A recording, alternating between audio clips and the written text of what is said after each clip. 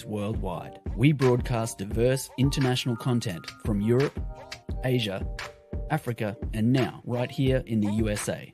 Watch us via Roku on your smart TV. Download the Millennium TV app from the App Store to stream our shows anywhere, anytime. Millennium TV.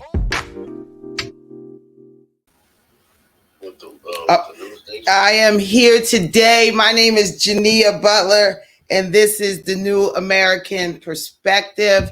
Thank you for joining me this afternoon. This is a special show just in President Trump, President Biden face off last night. Did you see it? I'm sure it was one of the most watched presidential debates in our time. Okay, so how do we feel? This is the first general election debate of 2024.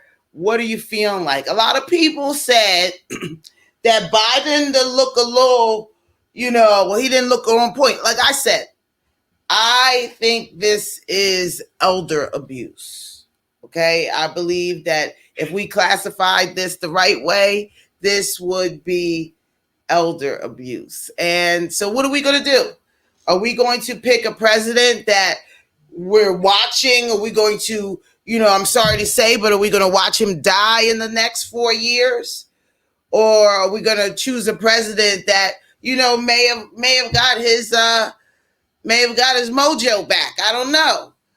President Trump, convicted felon, standing up there, standing on his square. He was doing his thing. So how do we feel about what is our new American perspective today? I don't know. We have a foreign guest here. What did you say about President Trump? I said both of them things happen. They're 3 years apart. And everybody is really focused on Biden's age because that was an issue. So yeah, I looked at it myself. I'm like, oh yeah, he kind of looked. Well, the interesting part is that different populations tapped in, right? And I think that was the good part. And I think that was the Trump effect of it, right? Because everybody, what were people going to see? Are people going to see how bad Biden was going to do, or people were going to see what Trump was going to do? He wasn't bad. Who wasn't bad? Biden. Uh-huh. Being that he's so focused on his age, everybody didn't care what he said. He's like, damn, he do look old. Okay, well, we need you to tap into the StreamYard if you'd like to come on. That's Young Money from Brooklyn. And and so what we have here is we have Biden. They said Biden had a cold. Now, see, that's the other thing. They said Biden had a cold. So I want to know, are we having colds now? I haven't seen anybody have a cold in a while. Allergies people have right now, but colds, is it COVID? I don't know what happened to the flu when we, did COVID. And then now Biden's got a cold and he had a sore throat. I'll go back to what I did said. I said, all right, they're both not too far apart. Who's your backup? You're 3 years apart. All right, Trump. Are we, Trump asked Biden to take a drug test. Do you think that Biden should have took a drug test? Would you have taken a drug test if you were Biden? Now, I think really when Trump was saying take a blood test, it was just, a Jedi mind trick to think about his son, Hunter, and what he has been convicted for. And I think he was just throwing a Cameron shot because from my understanding, Biden didn't say anything to that, And then the other important thing to me was when Trump started talking about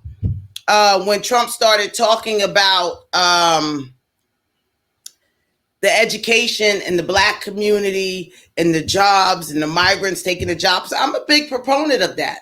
I'm a really big proponent of, if we continue to allow migrants from all places to come across the border, what we risk doing is we risk losing our momentum here in the United States.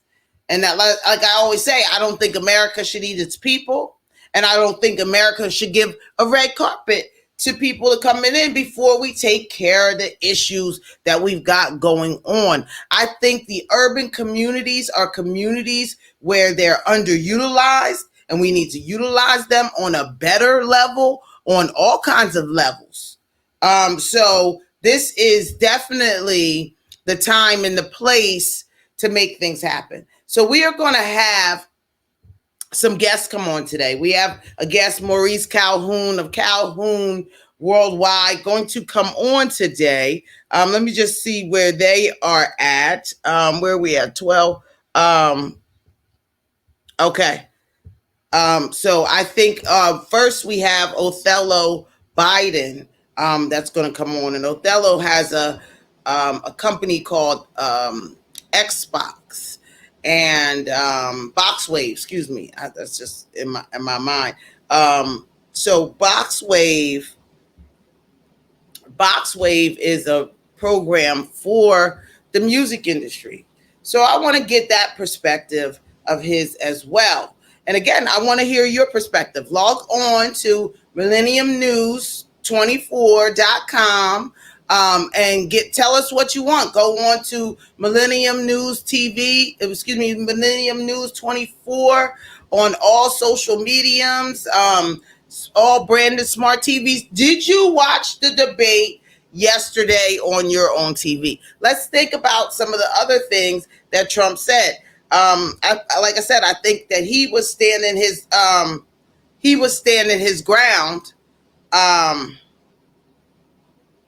was standing his ground, and where do we go from there? Trump, I think that we're waiting for somebody to come on in the StreamYard. Sorry. I thought Trump was pretty swift. I thought he was swift. I'm a little biased about it. I think he's a gangster. I think I was the first one that called him a gangster back in 2017, 2018. I saw him as soon as he came out the gate. I said, oh, that's our president. They said Adele Malpass, she used to be the chair of the Republican National Party. Ask her. She said, you think people are going to take to him? I said, he's the American way. And see, this is why I don't understand that people don't like him, because, and I do understand why people don't like him too, because he is the epitome of the American boss, right? That's why I'm okay with him. I watched him grow up. I grew up in Cherry Hill, and I watched him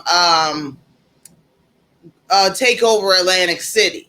So he's not really doing anything different than he did before. So I kind of understand his language. He's just not going to take no for an answer. And I believe that's the American way. I believe in America, you're allowed to be a jerk. That's what free country is. You're allowed to be, whatever it is that you want to be an American. I think that's what makes us American. Now, the actions that come along with it is something different.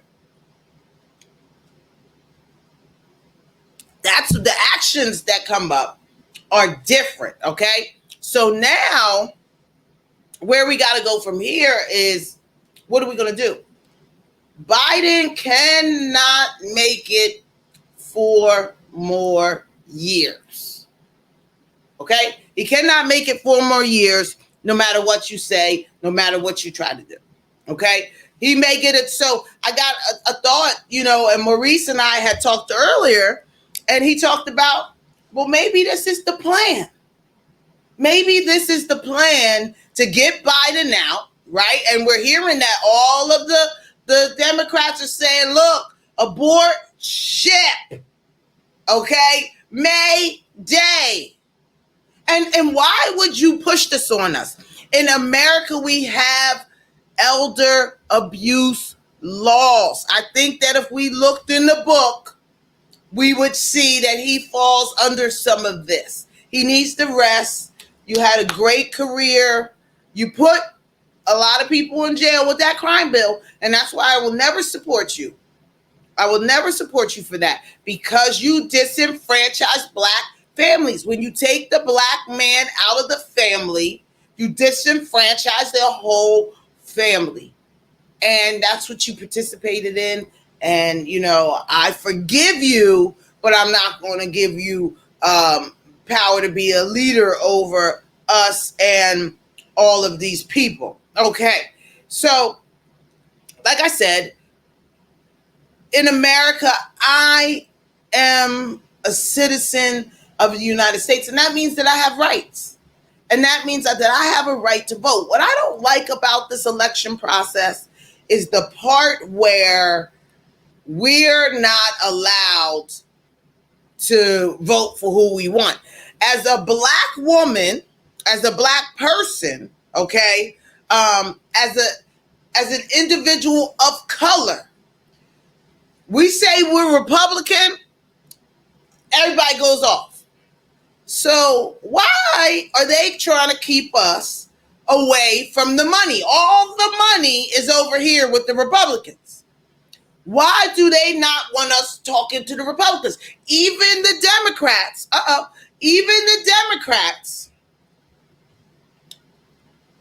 say, I have to go talk to the Republicans about some of this money. So why can't we have a conversation ourselves? That's my biggest thing, right? I said, you know what? Nobody is going to have a conversation for us. Let me go to the table and have this conversation.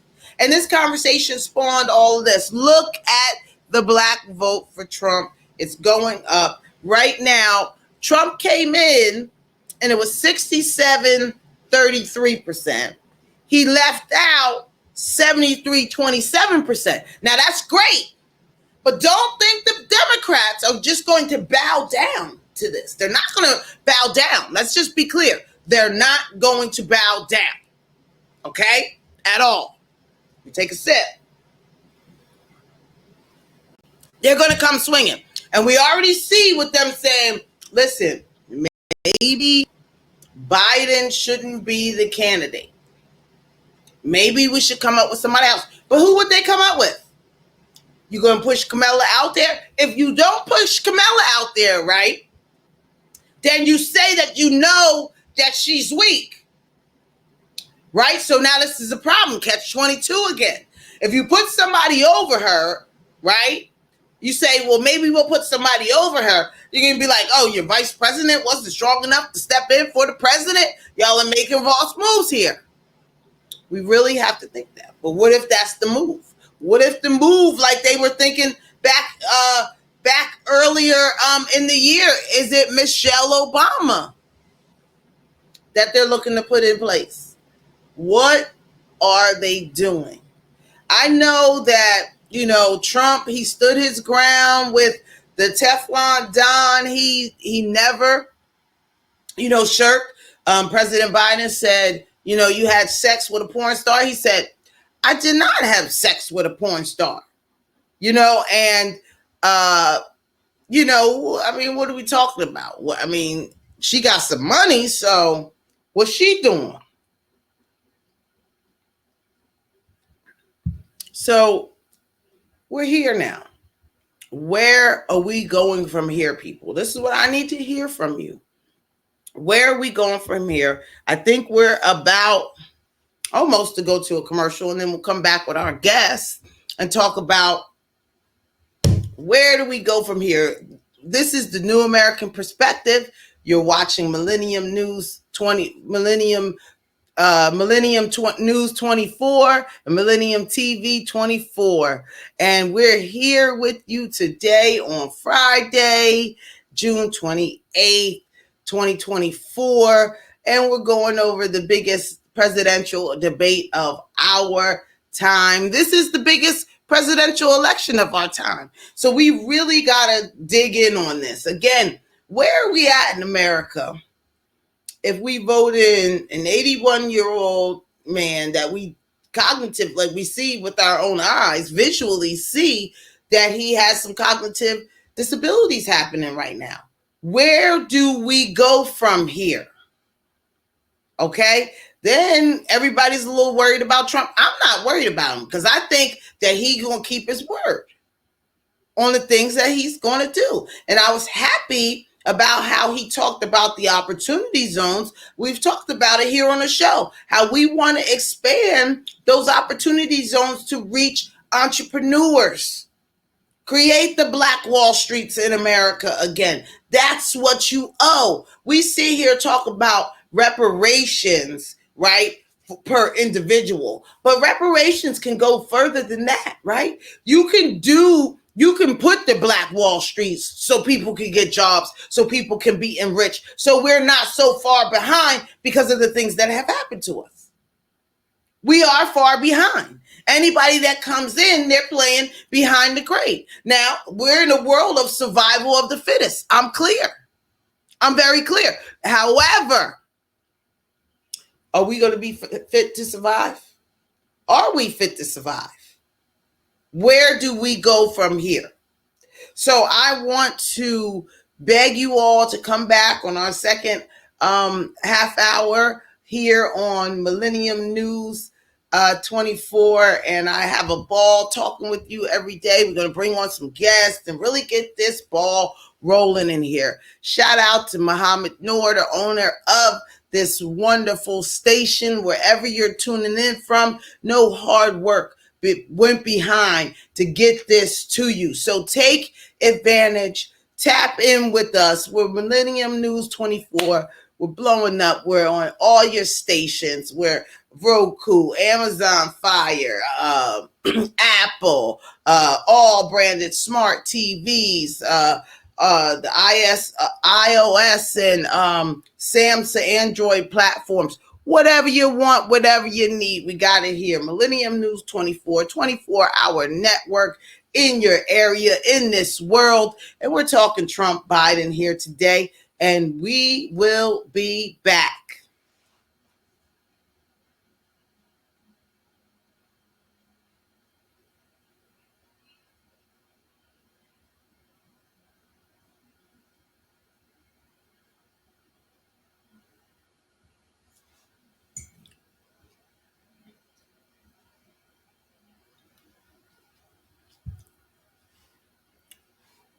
I must be a little early.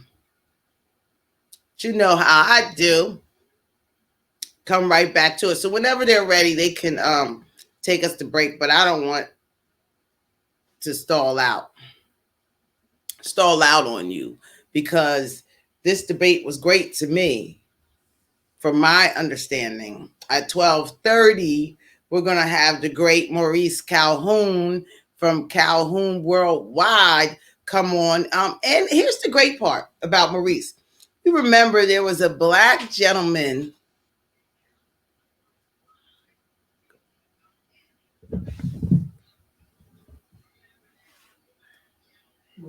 there was a black gentleman that came down the steps with Trump. And this was Maurice's father. And so we'll get to talk to him today. He was in the elevator, darker skinned gentleman, smooth. He passed away. Rest in peace to his father. Mr. Calhoun was a great friend of Reverend Jesse Jackson. So I look forward, to having a little brief conversation with him on the network. Let me see where he's at right now.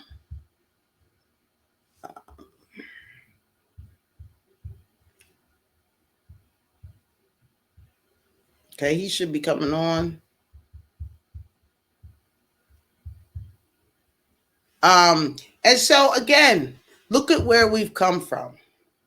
We've come from a mighty long way. And cheers, shout out to President Trump. Is it okay for me as a Black woman to say, shout out to President Trump? Do I get canceled for that because I choose who I want to vote for in America? And I'm pushing that.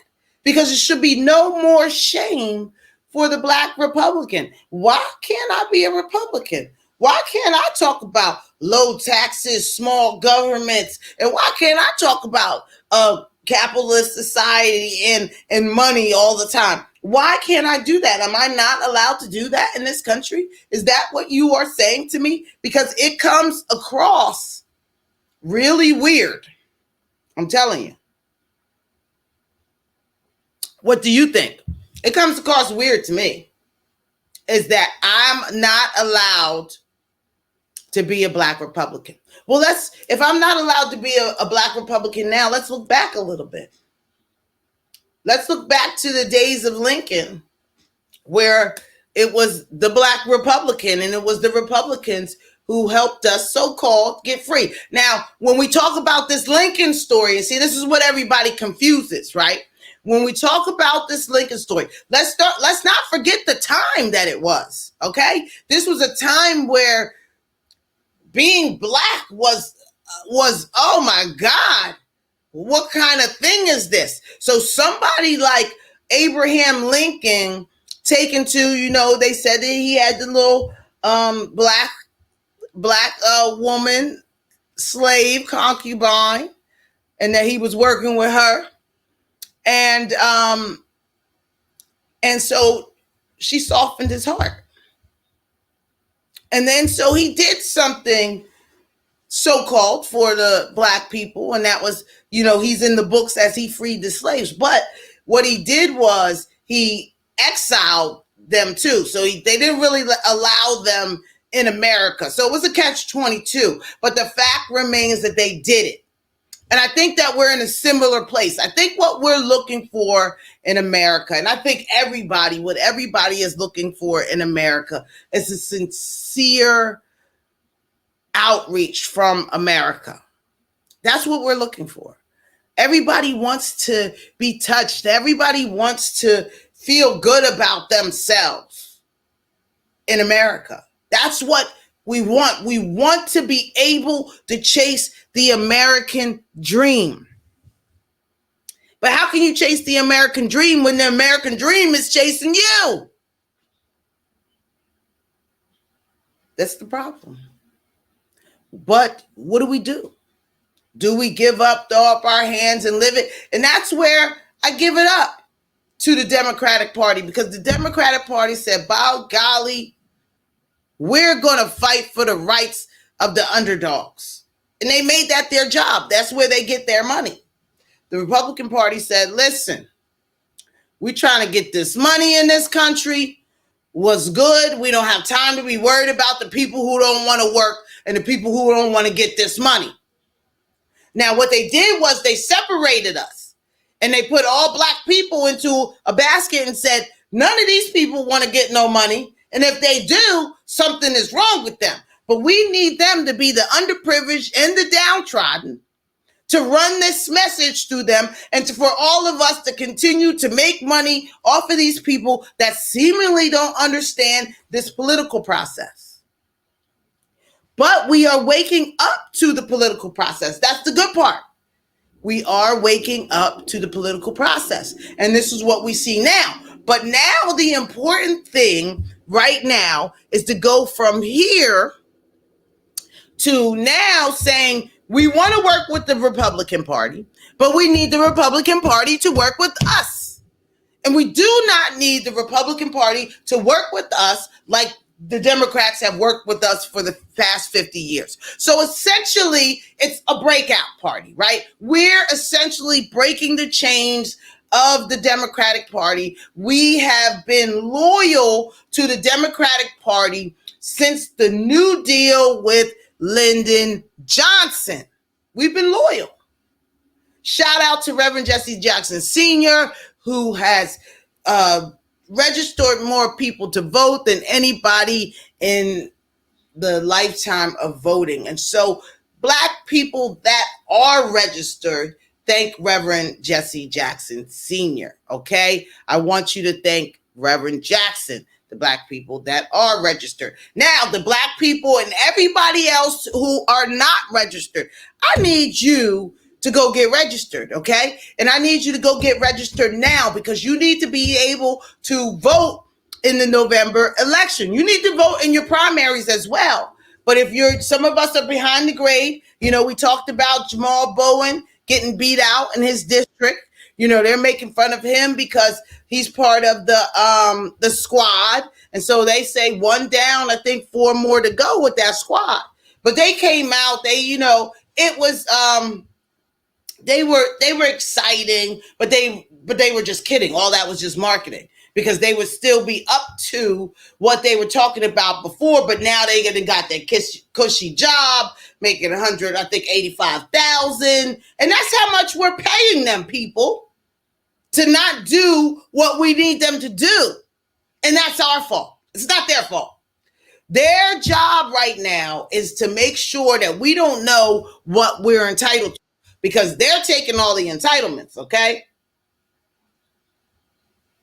I think I saw somebody click on, but we'll keep it going. So like I said, what do we do now? We have to make sure that President Trump has an agenda for the Black community, an agenda that is ambitious, an agenda where we can look at in 4 years, and say, we've done our job and we are back on. I think Othello Biden is on. I don't see you. I think he's in the waiting room. Is that you? Or is that me down there? I think he's in the waiting room, Othello Biden. I'll wait for him to get on as well. But you can put him on if you are on. But like I said, we have to look at the part we play in this election. Now, some of us are going to stay home, right? Because, I don't want to vote for this one or I don't want to vote for that one. And that's what they want, right? But let me tell you when your numbers count the most in these battleground states. Again, I told you this before. In New York may flip red because Trump is from New York, right? And everything that's going on, I don't know. So I'm not even going to say New York is a blue state. But traditionally, New York is a blue state. So, you can impact the voting process by pushing the numbers out that if you vote Democrat in New York, you're most likely going to win. But if we want to flip this, those of us who really want to flip it, and I don't think that we can flip it in November because I think our sentiments are all the same. People don't want to count Biden out. But what I realized is that this is the cycle of life, right? We have to allow life to be what it is. We have to allow the cycle of life to happen. He's too old. He's not ready for this. So what do we do? He's in a time like this. What do we do? And then so many people, I'm not allowed because I'm Black. I got to keep my head down. I'm not allowed to talk to Trump and the Republicans. That's how the Democrats describe that. And I look them right in the eye and say, this is what we need. This is where we're going. And this is what we need, somebody to put this in action. Black Wall Streets all around America. How's that sound? Black Wall Streets all around America. And it doesn't just have to be Black Wall Street. Look at the Chinatowns. You look at Little Africa. Shout out to the Africans. And I want to shout out African hair braiding at 430 Lenox Avenue for the beautiful braids. You see me? I got my blue. I want to shout them out today because they are entrepreneurs. Women who came from across seas, Africa, Senegal, to get here in America to make a way. And they got here legally. Going to have to learn English. Right? It's important. Now you got people in America, we've always had them, but you got a lot of people in America that don't speak English. So what you going to do with that when all the migrants come across the border and nobody is speaking English? Nobody is learning the American way. That citizen test, that American citizen test is pretty hard. I tapped into it a little bit And I'm like, I don't know if I could pass it. I'm sure I could, but it just felt like, wow, you have to learn. They have to learn America. They asked them who discovered America and questions like that. I mean, that's an easy question, but still, for somebody that's coming from across the seas and they halfway speak English, that American test is hard. So of course, I will. If I can jump the border and run through, I'm coming. So what do we want? People, talk to me. What do we want? I'm sitting here going in on Trump, and I don't have too much to say about Biden. My cousin said that he was with he liked the fact that Joe got through his speech.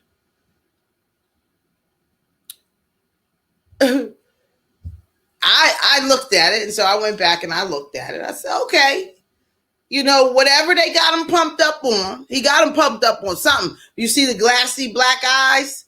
That was weirdo stuff. And he was nervous. He was on guard. He was listening. What did they give him for a performance? He went pretty long. You know, had a couple stumbles. President Trump said, I don't even understand what he just said. And I don't think he does either. Like, what are we talking about here? Yes, we all felt that. We felt that air in the room. Like, are we supposed to be watching that? And again, President Trump, he's 78. So in 3 years, what are we looking at? Who do we have here? Who's on with us?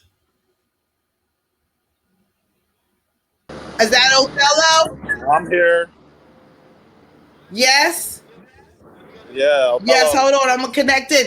Othello, tell the people about you a little bit as I tap in and get you on. Tell the people about Box Wave and all that great stuff. Yeah, thank you for having me on. I appreciate you. So, a little bit about me. I'm from Cincinnati, Ohio, and I'm an entrepreneur. I'm building an app for the music industry, Box Wave. It's an industrial revolution, one-stop shop for musicians. It takes the creative process from concept all the way to collecting your royalties, one-stop shop. So that's what I do, and yeah, I'm glad to be here. Hold on, I'm going to hear you in 1 second. Keep talking. All right, so I watched the debate last night, and I thought I had a lot of different thoughts, but I'll wait till Jania comes on to go into that. But a little bit more about me. Like I said, I'm from Cincinnati, Ohio.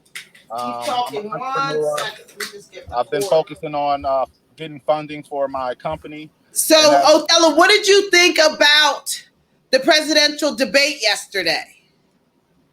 I have a lot of different thoughts about it. I think that it was kind of sad, honestly, to watch Joe Biden up there. It kind of made me sad. It was like that old family member who forgets your name. Watching them, that's how I felt watching Joe Biden. So that part made me sad. And then I was actually kind of proud of Trump because he showed reserve, and I'm coming on. He showed a lot of character. I felt, a lot of people in the news say that. Sorry, hello? Yeah, I'm here. You there? Yeah, can you hear me? I'm waiting to hear you, Othello. Can you hear me? I can hear you, yes. Oh, yeah, you can hear me. I can't hear you. I guess I'm waiting to get in. Let's check. Okay. But sorry. Trump showed a lot. Can you hear me now? I can hear you, yes. Oh, yes. It's great to hear you, see you. Thank you for coming on the New American Perspective. Thank you for your perspective. We need it. So you're a black man that Trump is going after the black voter, right? Mm-hmm. And right. So you are the black man voter that Trump is going after, correct? Correct. And so how do you feel about that? And how do you feel about their efforts? I feel like there could be a lot more done. Mm-hmm.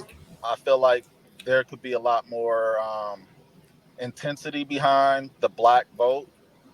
I think that, as much intensity as there is behind, you know, the votes being counted wrong and different things like that. That same energy that they have behind these other policies, I feel like that same Mm-hmm. energy needs to be behind the black vote as well.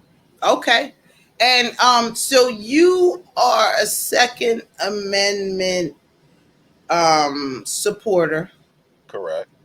Tell us about that. You're out in Ohio. Tell us about that. And what do the laws need to be there? Well, the laws here is to stand your ground state. So Oh. yeah, Ohio's a stand your ground state. And what would you like to know about it?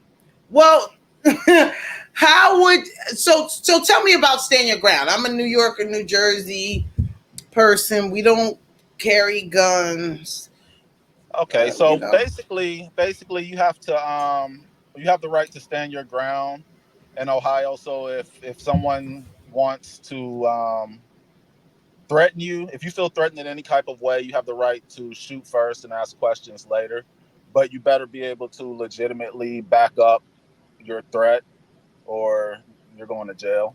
So And it's one of those things where it's a real thin line. But if you really feel threatened, you have the right to protect yourself. and what's that? When you really treat that. And so do you hear about in Ohio a lot of those cases happening, or is it just once in a while? You don't really hear about it at all. Mm, Um, you know, I think that's more so when you're dealing with a lot of uneducated people when it comes to guns, that you have to stand your ground, or just people who are not mentally stable. But for the most part, people in Ohio mind their business and stay out of yours. So it's not really a thing. But it's better. I feel like it's better to have it than to not have it, mm-hmm, because it's more so really the problem in Ohio has been the police, and they have reformed here in Cincinnati. Cincinnati used to be the worst, and they were reformed before the rest of the country, years like 10 years before the rest of the country.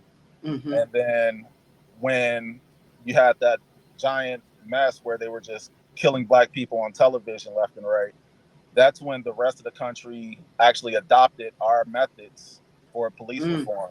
The whole country's mm. police reform was adopted from the police reform here.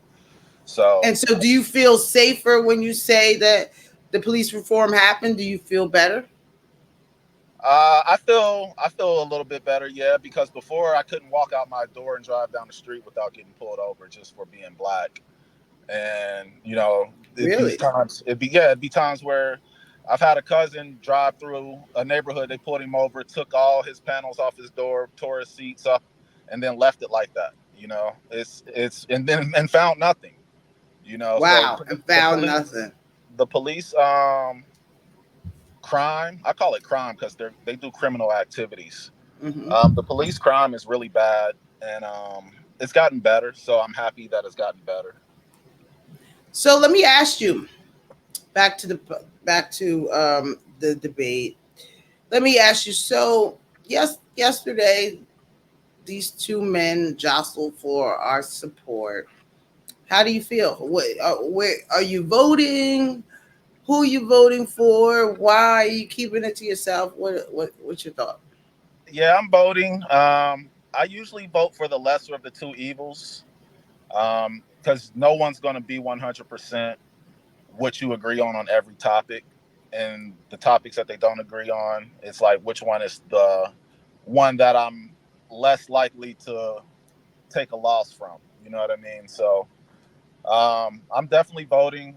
Right now, if I had to pick, I definitely 100% hands down pick Trump. I felt like that since Biden's been in office, actually. Wow. He hasn't produced anything. I feel like since he's been in office, he's messed up the money. He wants to take away the guns, so we can't defend and protect ourselves.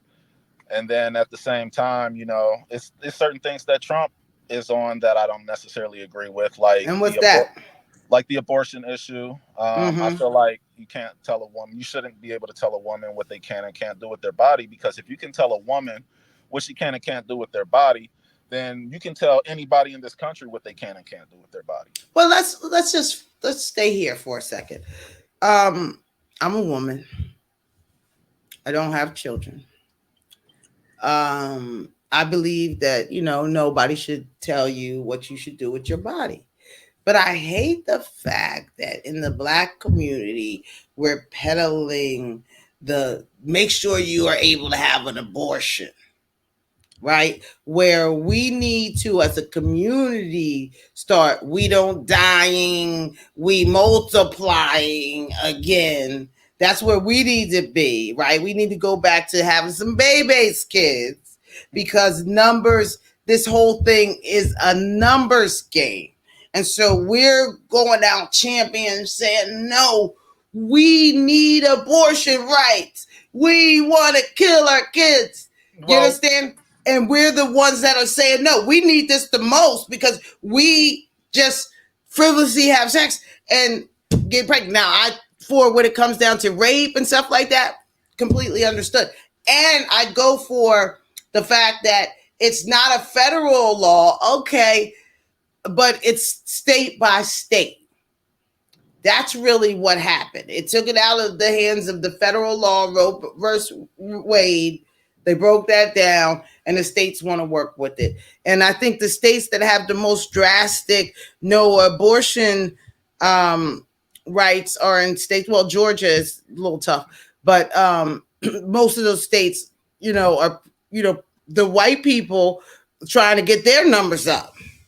Don't be killing our kids. So, what's your thoughts? Well, like I said, the abortion thing isn't really for me. It's not so much as for the abortion part of it. It's more so about telling you what you can do with your body part of it. Because but as far as the abortion, to stick on that subject, I agree with everything you said. I have nothing to say different. The only thing I would add is, like you said, it's a numbers game. That's why they're making it where they're creating little matrix babies in pods now and different things like that. But big time. But good point. For me, it's about what you can do with your body, because with the technology and the AI and all these different things, like it can come to a point where the matrix is a real thing. And I don't want to sound like a conspiracy theorist, but with all the technology that exists right now, people are paying to be in induced comas and go into those pods to go into mental, to induce their brains into a video game. They're paying thousands of dollars to do that right now. So, and you can be asleep for days. And so for a long time, actually. Yeah. And people are paying for that. So, if they can tell us what we can and can't do with their bodies, they might say, hey, well, you're not a contributing citizen to this country, so we're gonna, But so what don't you like about Trump with the Roe versus Wade? What don't you like about that situation? Because you seem like you're in a different space. I think Trump hit the nail on the head. I don't really have a problem with anything besides the abortion thing with Trump. Trump has everything else under control, I think. I think he's very intelligent. I think he's the best person for the job. My main concern is the ability to not cause a riot. Right. But that's my main thing with him. Yo, and I love that. I love that point too. And you said that he changed a little bit on this election. Yeah, I noticed that he was a lot more humble. I felt like he was a lot more considerate of other people's feelings and like just how he worded things. He was a lot more tactful this time around. Just like when he was talking about the migrants, he wasn't using, slander, and he wasn't talking down on people. He was just literally making a point that there's criminals and there's you know, people who shouldn't even be free walking around free in this country that aren't even from here, that Yeah, migrate and here. that's real. Yeah, and that's the scary thing, and it's really out of control. Even here in Ohio, I see it all the time. You know, so. And so let me ask you, last question I'll ask you, and then we'll wrap up. When you say that you think Trump is the best man for the job, Yeah. and that's going against the grain, do you feel the shame that people try to push on you, or how do you feel about that? Is that something that you don't care about? You know, how do you feel about people telling you that you ain't black if you ain't voting for me? I think that that's crazy. I think that you should vote for whoever you feel is best for what you have going on in your life. Like I said, Trump, he's one of those people who he's a businessman. America was at some point, they might still be one of the most bankrupt corporations in the world. Trump is the bankruptcy king. Who's better? Like, he knows more about all that stuff. And then look at the country while he was in office. Look how we were thriving, even with the whole COVID situation. You know, like, it was great. So Yeah, I love it. And so now Trump can depend on you for a vote. But how do you feel about going out to a rally? You know, most people see the rallies, they see the one black person in the back, you know, behind them with the blacks for Trump and words for Trump. How do you feel about people that do that? I love this question because it just made me think of the opportunity. There's so much opportunity to come together. You know, black and white and Mexican and every other race. You know, because we're so divided. We've been divided as a people for so long, and it's like if the people who are actually voting for Trump come to the rallies and we are all in one space, I think that just that connection with the people who don't look like you and don't think like you and don't feel the same way you feel, like how I feel about Trump might be the exact opposite of how the good old boys feel about Trump. You know what I mean? It's like one of those things where it's like we've been lied to in one direction, they've been lied to in another direction, and we can't come together because we have our lies keeping us apart. So I feel Right. like that if we come together in one spot and see that, hey, you're a human, I'm a human, you know what I'm saying? We care about each other. You know, like 9/11, it was the perfect example.